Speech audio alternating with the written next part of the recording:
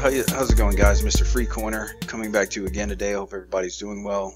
Wanted to go over a few things with you guys. It may be kind of a lot, but of course I do want to say I'm just sharing my opinions and thoughts here. I'm not a financial analyst, so yeah, just take it as that. Now, that being said, as you can see here, now what I don't understand is how is it that Live Coin Watch and Yahoo can be so vastly different. I mean, who's right, who's wrong? I believe that Yahoo is more right than definitely than Live Coin Watch or Coin Market Cap. Again, that's why I always go to them. Also with the prices, I mean, it seems a little more, I guess, realistic as far, especially with the market caps here. Here, as you can see, Tron is actually number 6 on the list, whereas on Live Coin Watch it's number 9. It had taken over TetherSpot, but like I said, it just depends on which one you want to look at. Now, I do have to say, what was it? Justin Sun did say that Tron would be in the top 4 by market cap in 2019. So looks like he's making good on his promise, or his prediction, I'll say. So keep an eye out for Tron. It might be a good buy. I think, I've definitely picked up some more myself. So we'll see. Hopefully we'll see this happening across the board soon, especially with XRP. And like I've always said, most likely the whole market will follow, but we'll see. We shall see. All right. So what I did want to go over was this statement made by Charlie Lee. He says decentralized crypto market networks must be susceptible to 51% attacks. Okay. Now, something that is very confusing for me is that the definition of a 51% attack is over here. All right, 51% attackers, or I'm sorry, 51% attack refers to an attack on a blockchain by a group of miners controlling more than 50% of the network's mining hash rate or computing power. So just by this definition, that tells me that these miners that control more than 50% of the hash rate computing power, for them to pull off a 51% attack, they have to be in cahoots, right? They have to be working together to do this. Okay. We know that China controls more than 51% of the hash rate for Bitcoin, for Ethereum, all of that. But the thing that really confuses me is that XRP gets so much hate, and people always want to bring up a total lie about Ripple controlling like the majority of the nodes for XRP, which is absolutely not true. I think they control maybe 7% or something like that, really, really small. So if that is the case, and we know that these coins are being controlled by China for the most part, companies in China, it just makes no sense to me. It makes no sense at all that you can say a cryptocurrency can only be decentralized if 50% of the hashing rate is controlled by groups of people that are working together. I mean, isn't that a company? I mean, even if it spans different companies, if they're working together, it's the same thing. Maybe I'm wrong. If I'm wrong, hey, tell me about it. That's just how I see it. Okay. Now, let's go ahead and move on to just more FUD out here. It just kind of, and it's silly stuff. It's really silly, because I think these the ones that are putting this stuff out, or saying these ridiculous things, I think they're doing it on purpose. For example, Kraken. All right, I even tweeted out something. talking about, well, okay, is it a Ripple? Is it Ripples, or is it XRP? We're not. Well, the thing is that you have drops, you have ripples, and you have, these are just denominations or graduations of XRP. It just and it really seems to me that they are not trying to understand, and they want to to um perpetuate this, this ridiculous misunderstanding that continues to happen.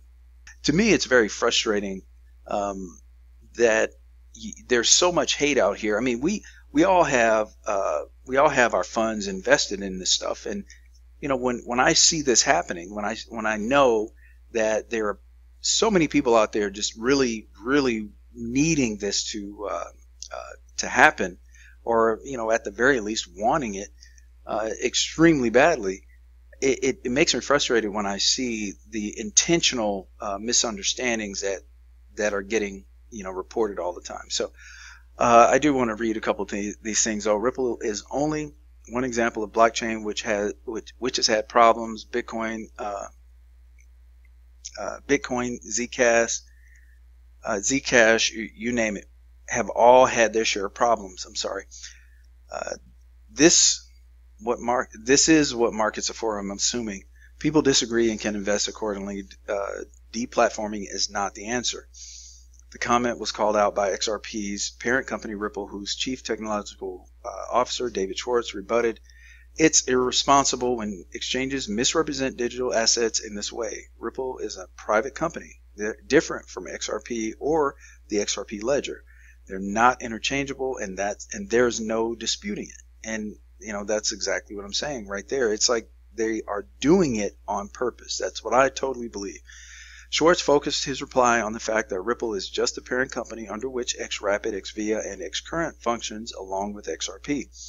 Many XRP enthusiasts followed Schwartz's path, stating the faults with the cryptocurrency exchange as well as Kraken's official handle. Dr. T, a popular XRP advocate, backed Schwartz by saying, "Thank you for calling for public accountability. That Twitter account has been acting unprofessionally for a long time. It's now clear Jesse was controlling the handle. I just don't understand how the industry as a whole could mature if a person simply asks for reasons.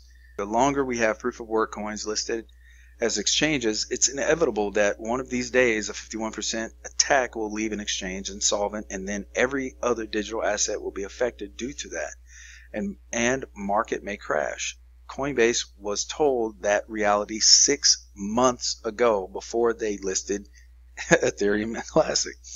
The deep chain reorganization on Ethereum Classic blockchain had resulted in funds worth $460,000 being manipulated on the network. This was first pointed out by Coinbase, who had revealed, "We observed repeated deep reorganizations of the Ethereum Classic blockchain, most of which contained double spends. The total value of the double spends that we observed was 88,500 ETC, $460,000. So yeah, I mean, it just, yeah, I don't even see how this could be a conversation. Maybe I'm wrong, but hey, that's how I see it. Let's move on. Ripple price analysis. XRapid needs to control a mere 5% of global payments for XRP to rise 500%. And according to my calculations, 500% would put it somewhere around $5 or north of that. So that would be very good, I believe. That's what I think. Yeah, I personally think XRP, or rather Ripple, is on the path to get that type of adoption for XRP. I mean, already, as we know, there are over 200 banks using Ripple's technology, in which all of them are using most likely XCurrent, the majority of them, I'm sure, and of course a small percentage are using XRapid. However, as mentioned previously, XCurrent can use XRP through the effect of multi-hop or that, that particular feature. So we'll see. We'll see how it all works out. All right. Now, of course, XRP is the favorite child. Let's go ahead and go to the other one, which is Tron. Of course, it has been shining quite a lot lately. These last few days, Tron has been doing its thing. It's of course, as it says, Tron price rises 53% in 5 days. Is this TRX run sustainable? Well, regardless of whether it's sustainable or not, the fact is there is definitely a lot of interest in Tron, and Tron, as I showed you before, has been climbing up the crypto list, which, depending on which one you look at, it's either 6th or it's 9th, or it did take over 8th there for a bit. Justin Sun, as I mentioned, he did predict that that Tron would be number 4, and hey, it looks like he's making good on it. So let's go ahead and move on. I don't think, I've talked about a lot of this stuff already, but mainly Tron has just been doing very well. And again, as mentioned, Tron edges out Tether from the number 8 spot. Is Stellar XLM next? I think again, I have every confidence that Tron will be number 4. That's what I believe. They've been doing a lot of work. They've been doing a lot of great work over there, and I can only commend those guys for all the hard work they've been doing, and just ignoring all the FUD that comes out, because they're as much as a lot of people hate XRP, man, they hate Tron, and they've said some, I've seen some like really just crazy posts about Justin Sun and Tron, and I'd like to say this: how many of you that are throwing all this negativity out there, how many of you have a coin that you pushed to this status? How many? 0.